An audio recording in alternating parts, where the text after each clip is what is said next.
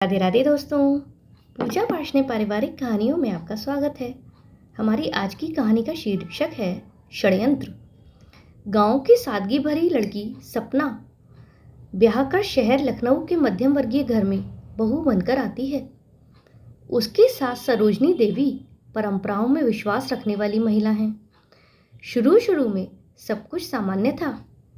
सपना अपनी पूरी कोशिश करती थी कि घर में हर कोई खुश रहे।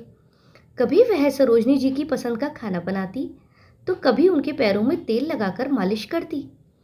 विनय भी चाहता था कि उसकी पत्नी और माँ दोनों एक दूसरे का सहारा बने। कुछ ही महीनों बाद सरोजनी देवी की बेटी रजनी मायके आती है। शुरू में तो माहौल अच्छा रहा, लेकिन धीरे धीरे रजनी को लगने लगा कि उसकी जगह इस घर में अब सपना ने ले ली है। उसके मन में जलन होने लगी।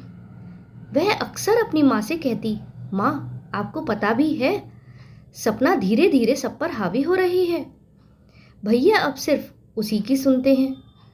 आपके अनुभव और त्याग को कौन मान रहा है? औरत जितनी चुप रहे उतनी ही अच्छी लगती है, लेकिन ये तो हर जगह अपनी राय देती है। धीरे धीरे रजनी की बातें सरोजनी देवी के मन में उतरने लगीं। अब वह सपना पर जरा जरा सी बात पर ताने कसने लगी। रजनी अब जब भी मायके आती घर का वातावरण बदल जाता। छोटी छोटी बातों पर झगड़े होने लगते। सपना चाहे कितनी भी कोशिश करे, लेकिन रजनी उसकी मेहनत पर पानी फेर देती। एक दिन रजनी ने अपनी माँ से कहा, माँ आपको लगता है सपना सच में इतनी सीधी है? असल में ये भैया को अपने वश में करना चाहती है और धीरे धीरे ये पूरे घर की मालकिन बन जाएगी। अब सरोजनी देवी ने मन बना लिया कि वह सपना पर पूरी नजर रखेंगी। चाहे बहू कितना भी अच्छा काम करे, उन्हें उसमें अब कोई ना कोई कमी जरूर दिखाई देती। मामला तब गंभीर हुआ जब रजनी ने सपना पर झूठा आरोप लगाया। एक दिन घर के पुराने गहरे अचानक गायब हो गए। रजनी ने शोर मचाया, माँ ये गहने तो हमेशा आपकी अलमारी में रहते थे, आज नहीं मिल रहे। मुझे तो लगता है कि सपना नहीं उठाए होंगे। आखिर उसकी मायके की हालत भी तो अच्छी नहीं है। बिना सच्चाई जाने सरोजनी देवी ने बहू पर कटाक्ष किया, सपना हम पर दाग लगाने आई हो, हमारे घर की इज्जत मिट्टी में मिला दी। अब यही बाकी रह गया था क्या? अगर इतना ही मन है तो अपना मायका देखो, हमारा घर तुम्हारे लिए नहीं है। ये सुनकर सपना की आंखों में आंसू आ गए, लेकिन इस बार उसने चुपचाप सहने की बजाय अपने आत्मसम्मान को चुना। उसने बैग उठाया और कहा, माँ जी मैं चोर नहीं हूँ, लेकिन जब भरोसा ही नहीं तो इस घर में रहना बेकार है। मैं आज ही अपने मायके लौट रही हूँ। विनय अब तक हमेशा चुप रहा, लेकिन पत्नी के जाने के बाद उसके दिल में उथल पुथल मच गई। उसने माँ से पहली बार सवाल किया, माँ क्या आपने कभी गौर किया है जब रजनी यहाँ होती है तभी घर में कलह होती है, जब वह मायके में नहीं होती तो सपना से आपको कोई शिकायत नहीं रहती? क्या आपने कभी सोचा कि असल गलती किसकी है? सरोजनी देवी को यह सुनकर झटका लगा, लेकिन अभी भी उन्होंने खुलकर कुछ नहीं कहा। घर में कई सालों से काम करने वाली एक नौकरानी थी शांताबाई। वह सुबह से रात तक इस परिवार की सेवा करती थी। सबकी तरह उसने भी सपना की ईमानदारी और मेहनत को नजदीक से देखा था।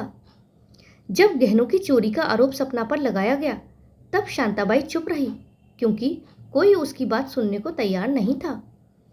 लेकिन एक दिन उसने हिम्मत जुटाई और विनय को अलग ले जाकर कहा, बाबूजी मैं सब जानती हूँ, चोरी बहूजी ने नहीं की है। मैंने अपनी आंखों से देखा कि रजनी दीदी गहनों को अलमारी से निकालकर पीछे वाले कमरे में छिपा रही थी। मैं चुप थी क्योंकि डर था कि मुझे घर से निकाल दिया जाएगा, लेकिन अब तो घर टूटने की कगार पर है, इसीलिए सच बोलना ही पड़ेगा। यह सुनते ही विनय का खून खौल उठा। उसने माँ और बहन के सामने शांताबाई को बुलाकर सच्चाई कहलवाई। रजनी का झूठ बेनकाब हो गया। सच सामने आने के बाद सरोजनी देवी का सिर शर्म से झुक गया। उन्होंने उसी वक्त निर्णय लिया कि उन्हें अपनी बहू से माफ़ी मांगनी होगी। अगले ही दिन वह सपना के मायके पहुंची। आंखों में आंसू थे, हाथ जोड़कर बोली, बेटी, मैंने तुम्हारे साथ बहुत अन्याय किया। रिश्ते खून से नहीं, समझ और विश्वास से बनते हैं। मुझे बहुत देर से यह एहसास हुआ। अब मैं हर रिश्ते को संभालना चाहती हूँ।